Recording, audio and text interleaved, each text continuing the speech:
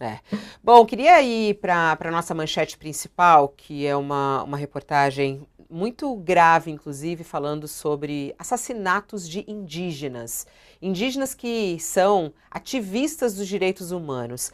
Essa reportagem revela que os indígenas representam quase um terço de defensores de direitos humanos que são assassinados no nosso país. Foram 169 mortes de 2019 a 2022, segundo esse relatório das entidades Justiça Global e Terra de Direitos.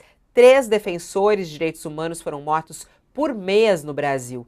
Em média, no período analisado, essa a média mais ou menos 3 por mês. O estado do Maranhão é o estado com maior número de assassinatos de lideranças indígenas, com 10 casos. Depois vem Mato Grosso do Sul, Amazonas e Roraima. No total, 50 crimes envolveram indígenas.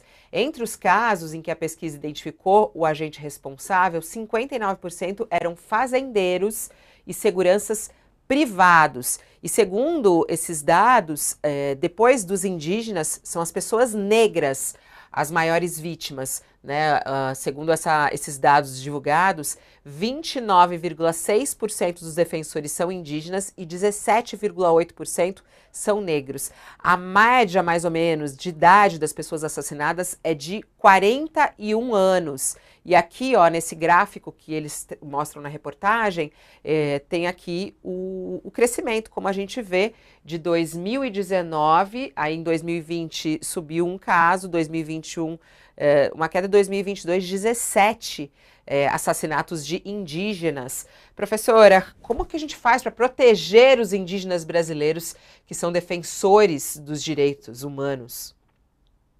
São defensores dos direitos humanos e são defensores da floresta, né?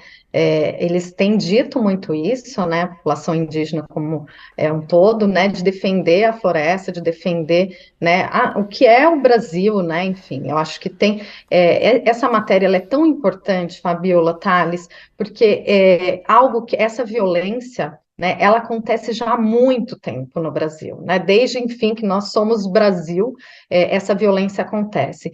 E a imprensa trazer isso, né, como uma manchete principal, agendando esse tema, colocando esse tema para discussão, é fundamental. No momento em que a gente tem uma discussão sobre o marco temporal, que a gente tem uma CPI do MST que está falando sobre terra, que está falando sobre, né, a apropriação de riquezas no Brasil, distribuição de riquezas, a proteção, né, da terra, né, da floresta. Então, tudo isso é muito importante.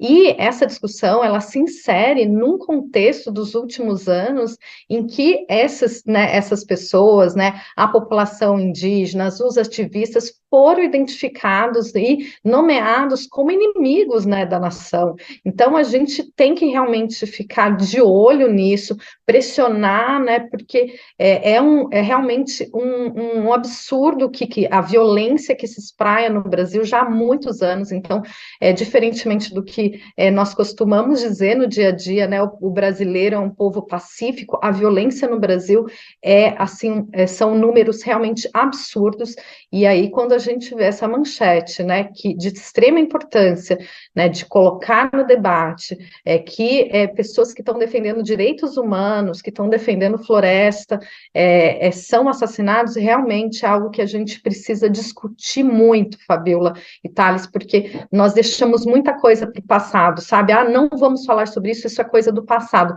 E a relação com a população indígena é uma das questões, né? Além, claro, de todos os resultados da escravidão e dos processos autoritários que a gente teve, né, ao longo do tempo no Brasil.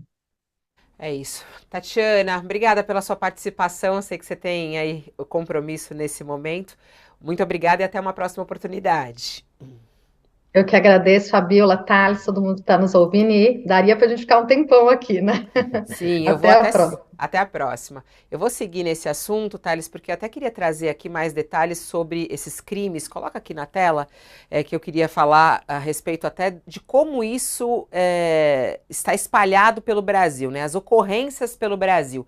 Todos os estados brasileiros tiveram ao menos uma ocorrência dessa violência, que foi mapeada entre 2019 e 2022. O estado do Pará é a unidade com maior número de violações contra os direitos humanos, com 143 casos. Depois vem o Maranhão, com 131. Norte e Nordeste concentram o maior número de violações, 31,5% e 32,4% no Nordeste, 31% no Norte. E entre as violências mapeadas, as ameaças, que representam quase a metade, com 579 casos.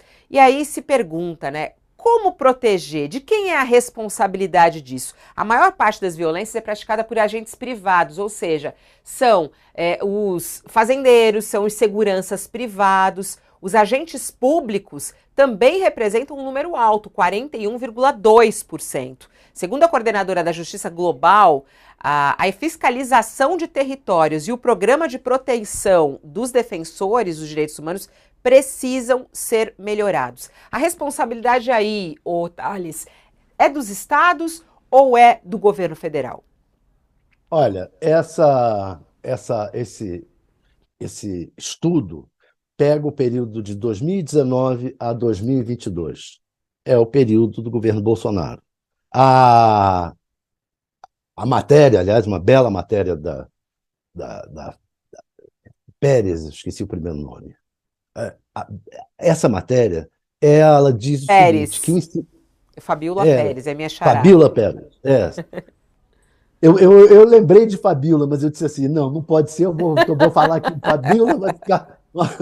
Aí eu disse, não, só Pérez. Então,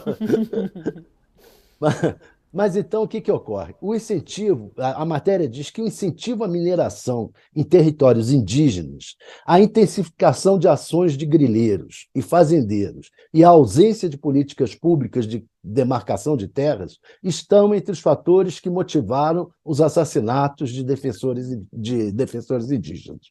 Ou seja, vamos juntar essas coisas com 2019 a 2022, período Bolsonaro. O que marcou o governo Bolsonaro foi exatamente isso: incentivo à mineração em territórios indígenas, intensificação de ação de grileiros e fazendeiros e a ausência de política pública para demarcação de terras indígenas. O Bolsonaro disse que não ia demarcar nenhum milímetro de terra indígena. E é isso que ocorreu. E junto com isso, o desrespeito que existe dos endinheirados pelos pobres, pelos pretos, por isso. Você está vendo agora na CPI do MST, o presidente e o relator da CPI, ambos ligados ao Bolsonaro também, foram visitar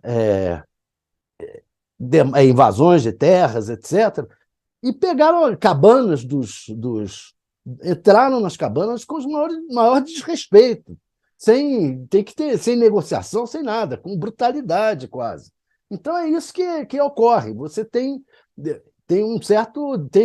tem muito desrespeito e foi incentivado entre 2019 e 2022, como mostra a matéria, pelo governo Bolsonaro, que foi o grande responsável pelo aumento da violência no país, nesse período, em geral.